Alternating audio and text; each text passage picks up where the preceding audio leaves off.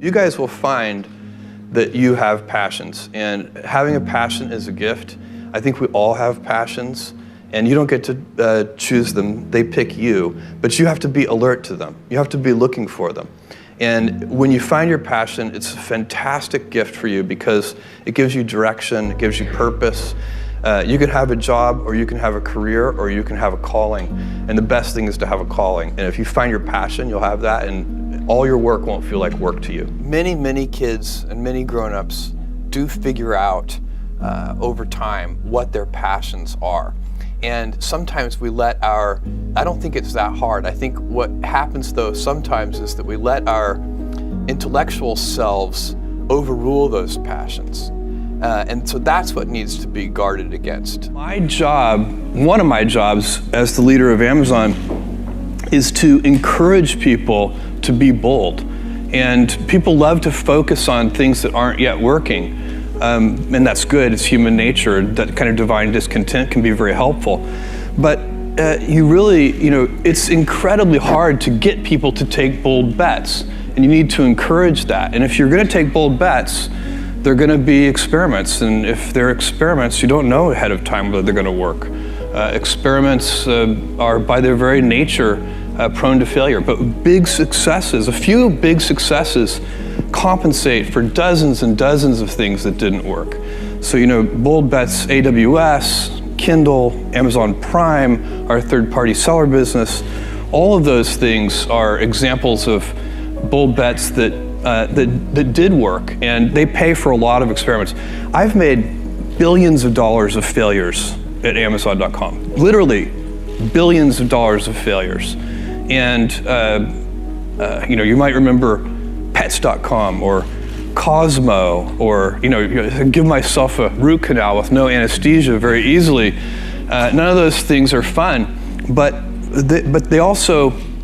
they don't matter. What really matters is companies that don't continue to experiment, companies that don't embrace failure, they eventually get in a desperate position where the only thing they can do is make a kind of Hail Mary bet at the very end of their corporate existence.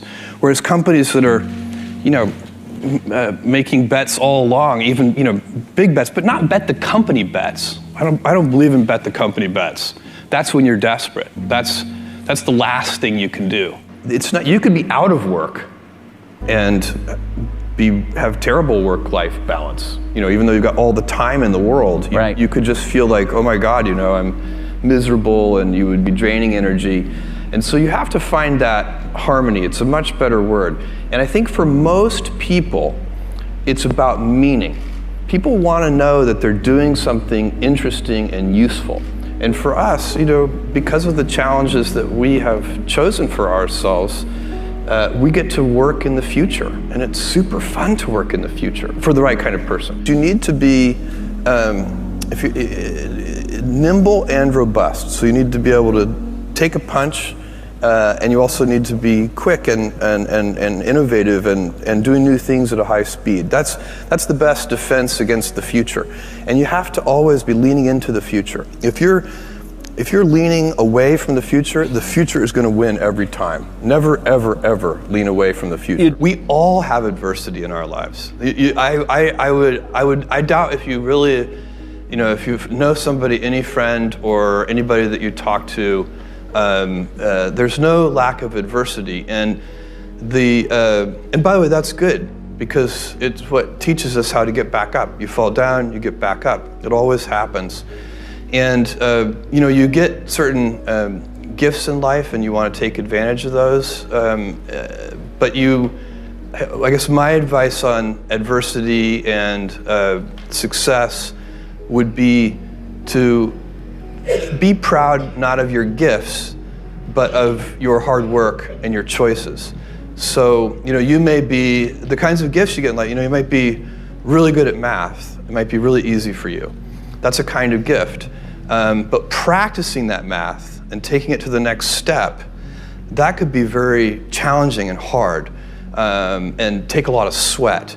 That's a choice. You can't really be proud of your gifts because they were given to you. You can be grateful for them and thankful for them. But your choices you choose to work hard. You choose to do hard things. Those are choices that you can be proud of. Being an inventor requires, because the world is so complicated, you have to be a domain expert. I mean, in a way, even if you're not at the beginning, you have to learn enough so that you become a domain expert. But the danger is once you become a domain expert, you can be trapped by that knowledge. And so inventors have this paradoxical ability to have that 10,000 hours of practice and be a real domain expert and have that beginner's mind. Have that look at it freshly, even though they know so much about the domain. And that's the key to inventing. You have to have both. And I think that is intentional. I think all of us have that inside of us, and we can all do it, but you have to be intentional about it. You have to say, yeah, I am going to become an expert, and I'm going to keep my beginner's mind. You can't skip steps. You have to put one foot in front of the other. Things take time. There are no shortcuts. And but you want to do those steps with passion and ferocity. It's easy to have ideas. It's very hard to turn an idea into a successful product. There are a lot of steps in between, and it takes persistence, relentlessness. So I always tell people who think they want to be entrepreneurs, you need a combination of stubborn relentlessness and flexibility. And you have to know when to be which. And basically you need to be stubborn on your vision, because otherwise it'll be too easy to give up. But you need to be very flexible on the details, because as you go along pursuing your vision, you'll find that some of your preconceptions were wrong, and you're going to need to be able to change those things.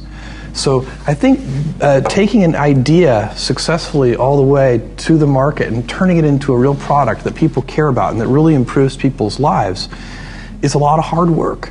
Don't try to chase what is kind of the hot passion of the day.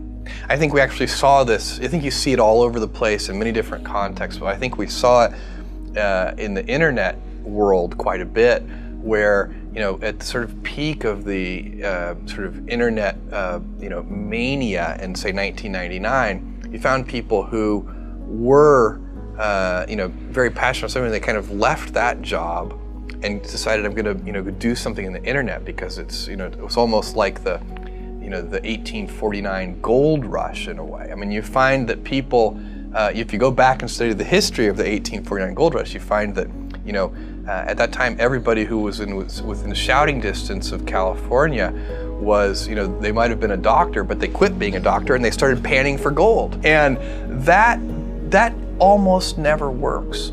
And even if it does work, according to some metric, financial success or whatever it might be, I suspect it leaves you ultimately unsatisfied.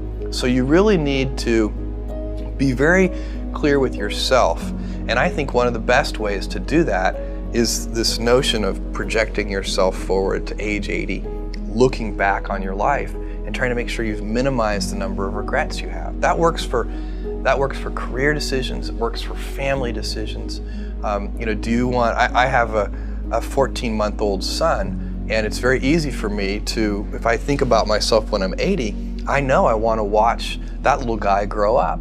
And so I don't want to be 80 and think, shoot, I missed that whole thing, and I don't have the kind of relationship with my son that I wished I had, and so on and so on. So if you think about that, so I guess another thing that I would recommend to people is that they always take a long-term point of view. And I think this is something about which there's a lot of controversy. There's a lot of people, and I'm just not one of them, believe that you should live for the now. I think what you do is you think about the great expanse of time ahead of you and try to make sure that you're planning for that in a way that's going to leave you ultimately satisfied. So this is the way it works for me. And I mean, everybody needs to find that for themselves. So I think there are a lot of paths to satisfaction, and you need to find one that works for you.